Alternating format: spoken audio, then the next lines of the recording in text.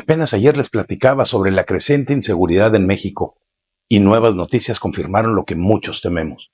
La estrategia de seguridad del gobierno federal está fallando estrepitosamente. La violencia no cede y los ciudadanos estamos viviendo con miedo. Apenas ayer por la tarde-noche se reportó un ataque artero contra la casa de campaña de Xochitl 3 en Veracruz, donde la fotoperiodista Abisac Douglas fue víctima de la violencia. Ese mismo día, en la Ciudad de México y a más temprana hora, 2 asesores de Clara Brugada fueron asesinados. Estos actos están lejos de ser coincidencias. Los delincuentes en México operan con impunidad por todo el país sin enfrentar una sola consecuencia. El Estado mexicano ha sido rebasado por las organizaciones criminales y el gobierno parece no tener un plan claro para recuperar el control. Es más, parece no tener un plan. La inseguridad no solamente afecta a figuras públicas, sino a miles de familias que día tras día sufren las consecuencias de un sistema colapsado. En este contexto surge una pregunta que es inevitable. ¿Qué está haciendo el gobierno para protegernos? La respuesta hasta ahora es decepcionante.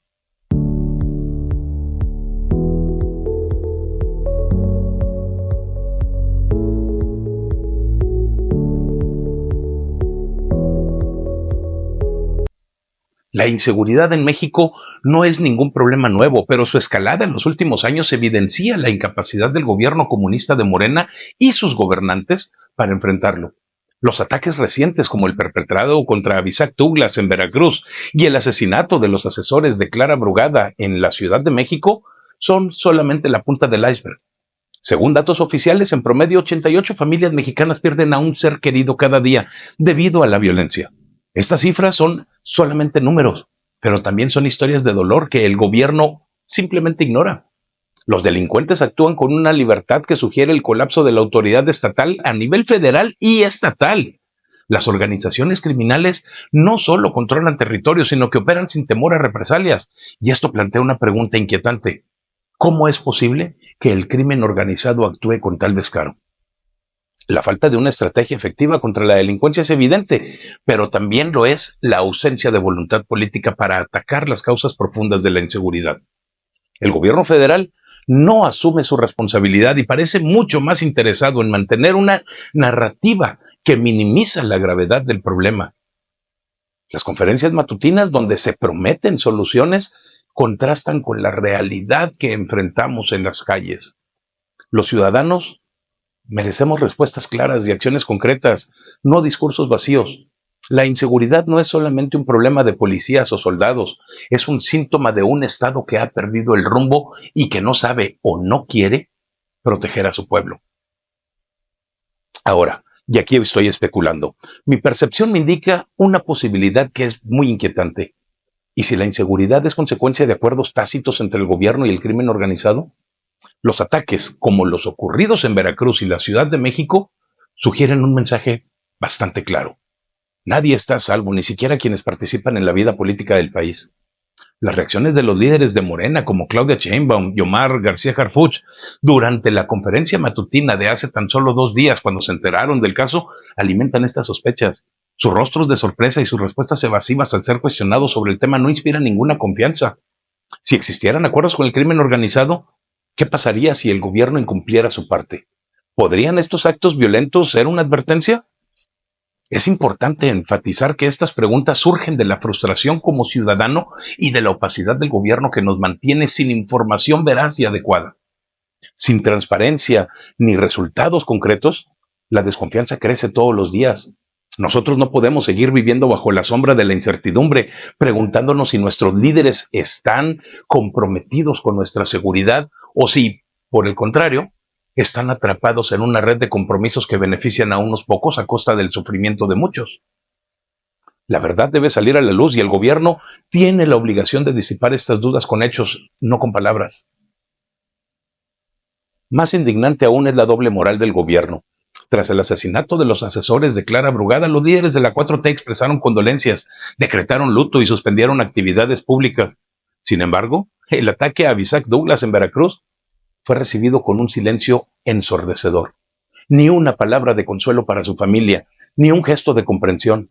Esta indiferencia se extiende a las otras 86 familias que, según las estadísticas, perdieron a un ser querido ese mismo día a causa de la violencia. ¿Por qué el gobierno llora a unas víctimas y olvida a otras? La respuesta está en la utilidad política de cada caso. Los asesores de Brugada eran parte de su proyecto político, mientras que Abisac Douglas y las miles de víctimas anónimas no parecen ajustarse a la narrativa oficial o simplemente no les importan. Esta selectividad es una afrenta a la justicia y a la dignidad de todos los mexicanos. La empatía no puede ser selectiva. Un gobierno que se dice cercano al pueblo debería condenar toda forma de violencia con la misma vehemencia, sin importar quiénes sean las víctimas. La falta de respuesta ante el caso de Abisac Douglas es una señal de que, para el gobierno, es más importante priorizar su imagen sobre la justicia. Los ciudadanos, nosotros merecemos un líder que valore todas las vidas por igual y que actúe con decisión para protegerlas ante la ola de violencia. Ante la clara incapacidad para resolver la inseguridad, el gobierno comunista recorre una estrategia conocida: culpar a otros. Antes de las 9 de la mañana del mismo día de los ataques, las redes sociales ya estaban inundadas de acusaciones contra la derecha internacional, Felipe Calderón e incluso Carlos Salinas de Gortari, señalándolos como los responsables directos de la violencia. Esta táctica de distracción tan común en los comunistas es igual de predecible como ineficaz. En lugar de asumir su responsabilidad, el gobierno prefiere señalar fantasmas del pasado o enemigos imaginarios. Pero los ciudadanos sabemos que la inseguridad no es culpa de administraciones pasadas, sino de la falta de estrategia sólida en el presente. Las acusaciones vacías no detienen balas, no devuelven a las víctimas ni generan con ninguna confianza. Claudia Sheinbaum insiste en que su gobierno atiende las causas de raíz de la inseguridad, pero los resultados simplemente no existen. Si realmente se estuviera trabajando en las causas, veríamos mejoras en la economía, en la generación de empleos y en la calidad de vida. En cambio, lo que estamos observando es un país estancado donde la violencia se normaliza y las excusas se multiplican. Los mexicanos exigimos un gobierno que ataque los problemas de frente, que asuma sus errores y que proponga soluciones reales. Mientras sigan señalando culpables externos, la inseguridad seguirá cobrando vidas y destruyendo familias. Según datos del Instituto Mexicano del Seguro Social, en febrero del 2025 se perdieron más de 276,000 empleos formales y en abril se sumaron otros 47,000 empleos menos. Estas cifras reflejan una economía en declive donde la falta de oportunidades empuja a muchos a la desesperación. Todos sabemos que sin trabajo, los líderes familiares hacen lo que sea para sobrevivir, y esto puede alimentar el ciclo de la violencia. El gobierno actual, que prometió un cambio transformador, no ha logrado impulsar una economía estable y creciente. En el pasado, México creció en promedio del 2.5% anual, una tasa que, aunque modesta, ofrecía estabilidad y nos burlábamos. Hoy el gobierno celebra con globos y gritos de emoción crecimientos de apenas el 0.85% en promedio, mientras la población enfrenta un aumento en el costo de vida y una escasez de empleos. Peor aún, el discurso oficial minimiza la gravedad del problema. El economista en jefe de la Secretaría de Hacienda afirmó recientemente que los hogares mexicanos tienen ahorros suficientes para soportar el estancamiento económico. Esta declaración no solamente está desconectada con la realidad, sino que es insultante para millones de familias que viven al día. Sin empleo, sin ingresos estables y sin políticas públicas que fomenten la inversión, la economía seguirá deteriorándose y con ella la seguridad de todos nosotros. El gobierno debe dejar de lado la retórica y enfocarse en generar incentivos reales para la creación de empleo y el crecimiento económico. El gobierno comunista de Morena ha recurrido a medidas populistas que, lejos de resolver los problemas, los agravan.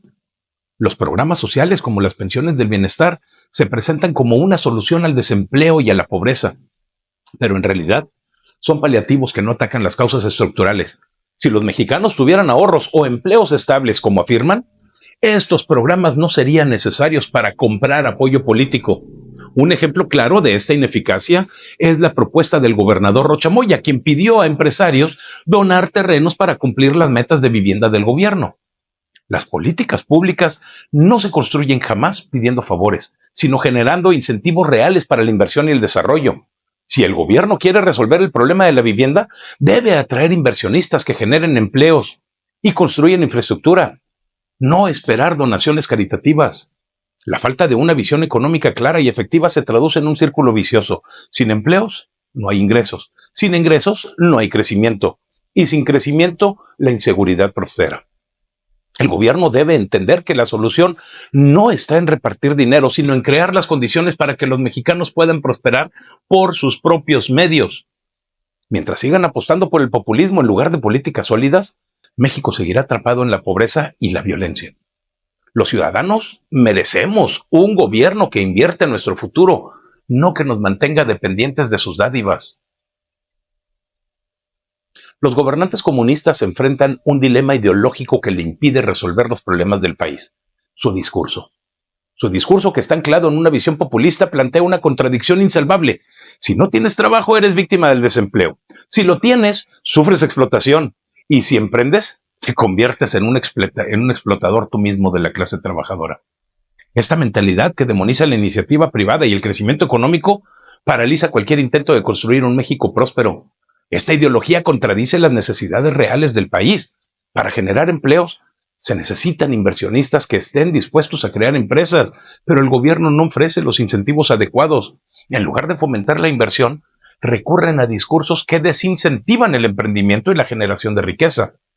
Esto no solamente perpetúa el desempleo, sino que alimenta la inseguridad, ya que la falta de oportunidades empuja a muchos ciudadanos a cometer actividades ilícitas. Pero nosotros ya no queremos promesas idiotas ni discursos ideológicos.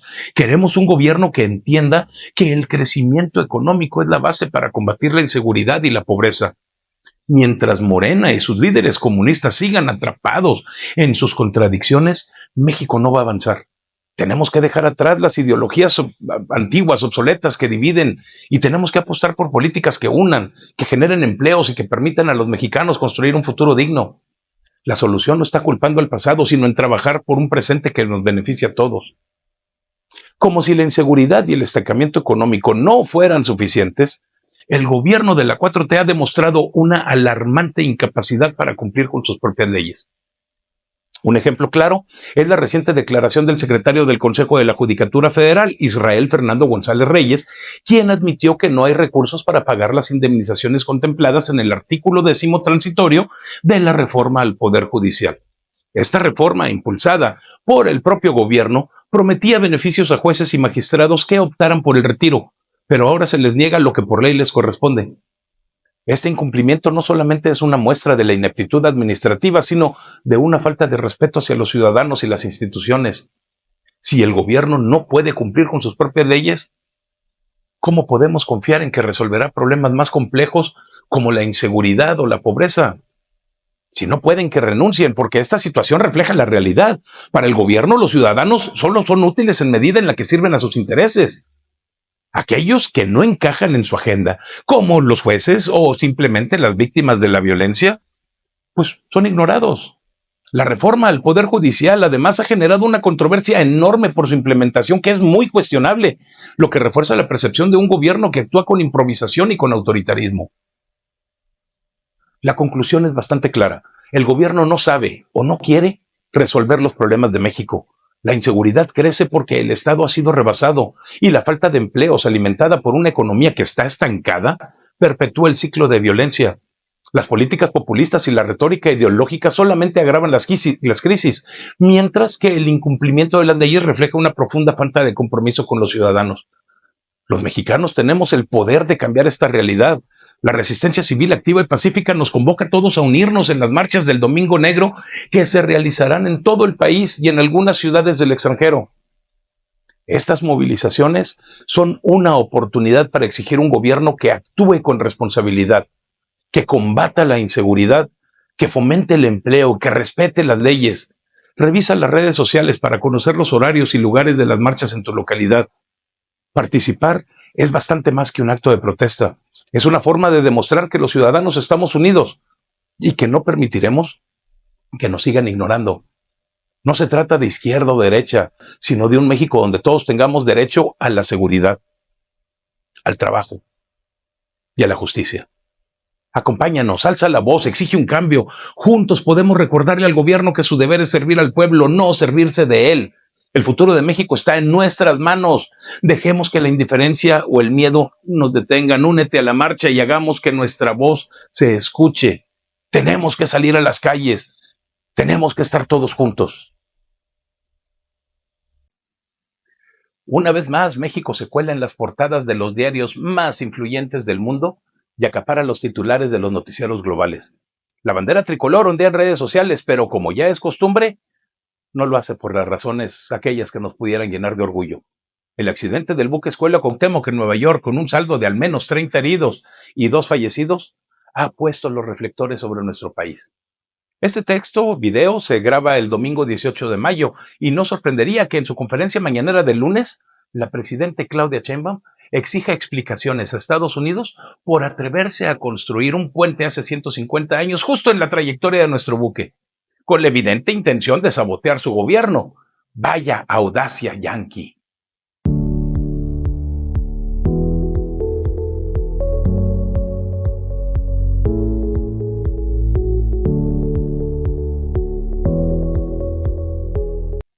Marcelo Ebrard, con su característica y cínica e hipócrita elocuencia, recordó que en los 43 años de travesías del Cuauhtémoc nunca se había registrado un percance de esta magnitud, pero si miramos con atención, poniendo la lupa en aquellos detalles que no quieren desde Palacio Nacional que veamos, el patrón es inconfundible.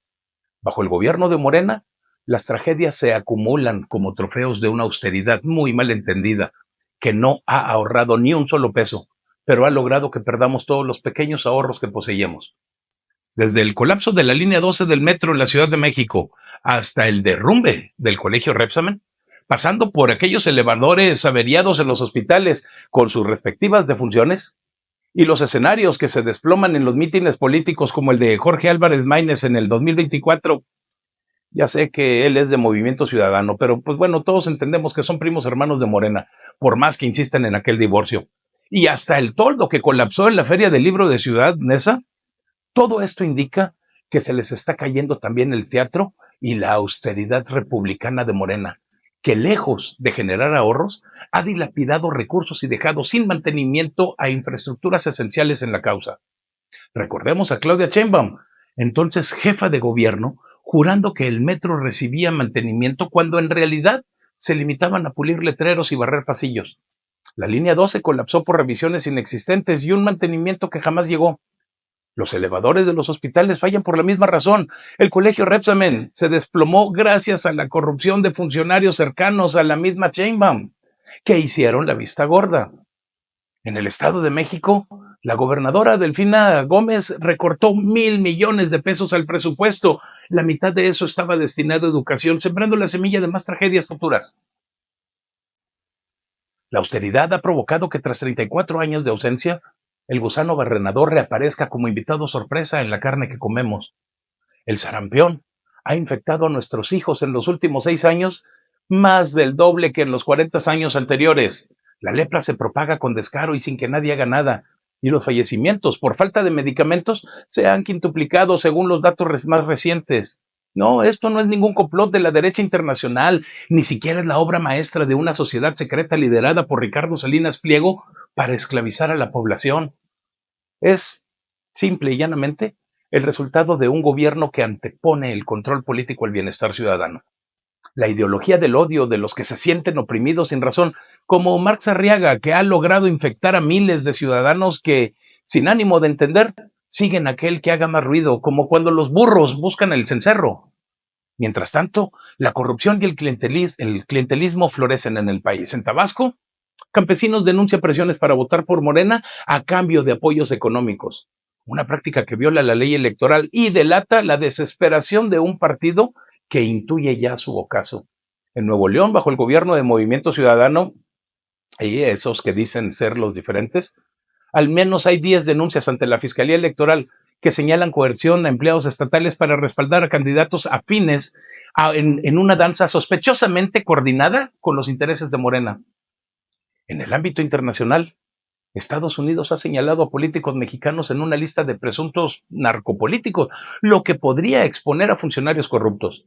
Rumores no confirmados sugieren que existen al menos 2 denuncias contra el expresidente Andrés Manuel López Obrador, y esto en cortes estadounidenses, lo que explicaría su discreto retiro tras dejar el poder. Pero no podemos esperar que Estados Unidos resuelva nuestros problemas.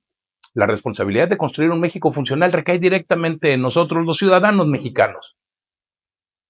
Con este historial de fracasos a los que podemos sumar el aeropuerto Felipe Ángeles, el Tren Maya, la refinería de Dos Bocas y la reforma al Poder Judicial, cualquier iniciativa de Morena me pone en alerta con los pelos de punta porque el guión de ellos es predecible. Promesas grandiosas, resultados desastrosos y fallidos. Por eso, analicemos 5 reformas que pronto estarán en el radar ciudadano. La reforma al Instituto Nacional Electoral, los cambios a la ley de propiedad en la Ciudad de México, la propuesta de telecomunicaciones conocida como la ley censura, la ley Alina y la reforma a la Fiscalía General de la República. Cada una refleja las prioridades de este gobierno, pero también refleja sus riesgos para la democracia, los derechos ciudadanos y la libertad de expresión. La reforma al INE es un tema candente para la democracia mexicana. En redes sociales y en algunos medios se acusa a Morena de querer controlar el organismo electoral para perpetuarse en el poder. ¿Qué hay detrás de todo esto? Bueno, un documento filtrado en mayo del 2025 atribuido a la Secretaría de Gobernación revela un plan para reemplazar al INE por el Instituto Nacional de Elecciones y Consultas, el INEC. Este nuevo organismo absorbería los recursos del INE, pero cambiaría la designación de sus consejeros. En lugar de un proceso autónomo, los cargos serían propuestos por los poderes ejecutivo, legislativo y judicial, con un mecanismo de votación política que aún queda por ver. El cínico senador Ricardo Monreal defiende la reforma argumentando que el INEC reduciría los costos electorales que en 2024 superaron los 20,000 millones de pesos y sería más representativo, afirma él. La oposición, con el PAN y el PRI a la cabeza, advierte que esto entregaría el control electoral al Ejecutivo, comprometiendo la imparcialidad de los comicios. Ciro Murayama, el exconsejero del INE, sentenció en el Universal que cualquier cambio que mine la autonomía del árbitro electoral es un retroceso democrático. La vaguedad sobre los contrapesos del INEC alimenta muchas sospechas. ¿Cómo se va a evitar la injerencia del Ejecutivo? ¿Cómo se garantizará la neutralidad? El INE, que nació como IFE en 1990 y que después fue transformado en el 2014, ha sido un pilar de la democracia mexicana, organizando elecciones libres, incluida la histórica transición del 2000. No es perfecto, pero su autonomía ha resistido un poco las presiones políticas. Modificar su estructura no es malo per se, pero debe fortalecer su independencia. La propuesta del INEC, vendida como modernización, huele realmente a control en un contexto de polarización, en donde organizaciones como el Observatorio Electoral México exigen un debate público que sea bastante amplio. Pero la pregunta es clara: ¿se puede optimizar el sistema electoral sin sacrificar la democracia? La ciudadanía y el Congreso deben responder sin ambigüedades. En la Ciudad de México, una reforma reciente ha encendido muchísimo las alarmas, porque se rumora que el gobierno local modificó la ley para expropiar predios a su antojo, atentando contra la propiedad privada. Incluso se ha acusado a Clara Brugada, que es jefa de gobierno en este año 2025, de despojar a ciudadanos de sus propiedades. ¿Es esto una realidad o una exageración? Bueno, en septiembre del 2024, Martí Batres, que en aquel entonces era jefe de gobierno, publicó una reforma al artículo 3 de la Constitución de la Ciudad de México, alineándolo con el 27 de la Constitución Federal. Este último establece que las expropiaciones solamente pueden realizarse por utilidad pública con una indemnización justa y mediante un proceso legal. Contrario a los rumores que se han viralizado en las redes, la reforma no le otorga facultades ilimitadas de expropiar. Hay una abogada constitucionalista que explicó en Animal Político que la modificación solamente reitera las leyes exigentes, es decir, que la Ley Nacional de Expropiación, que sigue rigiendo en estos procesos, y exige que realmente haya un trato que sea de utilidad pública y deja la opción de una impugnación. En el Tren Maya se han seguido estos casos, aunque ha habido alguna opacidad, pero en el metro de la Ciudad de México la vivienda social ha requerido expropiaciones y siempre se ha llevado a cabo dentro de la ley. Realmente no hay ninguna evidencia verificada hasta mayo de estas expropiaciones arbitrarias por parte de Brugada. Las publicaciones en redes carecen de fuentes confiables. Sin embargo, en colonias como Coyoacán y Álvaro Obregón, los vecinos temen que haya proyectos urbanos que deriven en expropiaciones sin consulta. La propiedad privada es un derecho fundamental y cualquier reforma que parezca amenazarla genera desconfianza en un país con un historial de abusos. Aunque la reforma al artículo 3 no parece un riesgo directo, su redacción, que es bastante ambigua, y la falta de comunicación clara han avivado los rumores. El gobierno de la Ciudad de México debe garantizar la transparencia en sus planes urbanos y cumplir estrictamente la ley. La desinformación, como en el caso de Clara Brugada, demuestra cómo la opacidad puede escalar estas tensiones. La propuesta de reformas a la Ley de Telecomunicaciones y Radiodifusión, bautizada por sus críticos como Ley Censura, ha desatado temores de que el gobierno busca silenciar voces disidentes. ¿Es esto cierto? Bueno, en abril del 2025 el Senado comenzó a discutir una iniciativa de Claudia Sheinbaum que extingue el Instituto Federal de Telecomunicaciones y crea la Agencia de Transformación Digital y Telecomunicaciones. Esta última asumiría funciones como aquella de otorgar concesiones de radio, televisión y plataformas digitales. Los puntos más controvertidos incluyen la facultad de bloquear plataformas sin siquiera una orden judicial en casos de riesgos a la seguridad nacional o de desinformación grave, y multas de hasta 10% de los ingresos anuales a los medios que transmitan propaganda extranjera, tras el escándalo de estos anuncios antiinmigrantes que publicó el gobierno de Donald Trump en Televisa hace unas semanas. Las protestas frente al Senado con pancartas que gritaban no a la censura reflejan la preocupación. Organizaciones como Artículo 19 y Reporteros Sin Fronteras advierten que la redacción vaga podría restringir la libertad de expresión. ¿Quién decide qué es desinformación grave? Sin unos contrapesos claros, la agencia definitivamente podría actuar arbitrariamente. Tras la presión pública, Claudia Sheinbaum pasó a la reforma que se está discutiendo por un periodo extraordinario que será entre junio y julio de 2025. En X, la presidenta dijo que la libertad de expresión está garantizada, pero pidió un debate nacional para perfeccionar la propuesta. Regular el ecosistema digital es un reto global. La Unión Europea ha implementado leyes en contra de la desinformación, pero siempre con aquellas salvaguardas judiciales. En México, la polarización y la desconfianza hacia las instituciones hacen que cualquier reforma en este ámbito sea vista con recelo. La extinción del Instituto Federal de Telecomunicaciones, que era un organismo autónomo, y su reemplazo por una agencia dependiente del gobierno ejecutivo, refuerza los temores de control. La pausa es únicamente una oportunidad para incluir contrapesos como revisiones judiciales obligatorias y la participación ciudadana. Sin estas garantías, la reforma podría realmente convertirse en una herramienta de censura. La ley Alina ha encendido un debate intenso, especialmente en redes donde se le acusa de ser una carta blanca para que las mujeres puedan cometer crímenes sin consecuencias algunas. En un país con altos índices de violencia de género, este tema es un polvorín, la verdad, porque la ley Alina reforma los códigos penales locales para incorporar la perspectiva de género en casos de legítima defensa, especialmente para mujeres víctimas de violencia. Esta ley surgió en Baja California en el 2023 en honor a Lina Narciso, una ex policía de Tijuana que mató a su expareja en defensa propia tras años de abuso. A pesar de las pruebas, ella fue sentenciada a 45 años, lo que desató muchas protestas.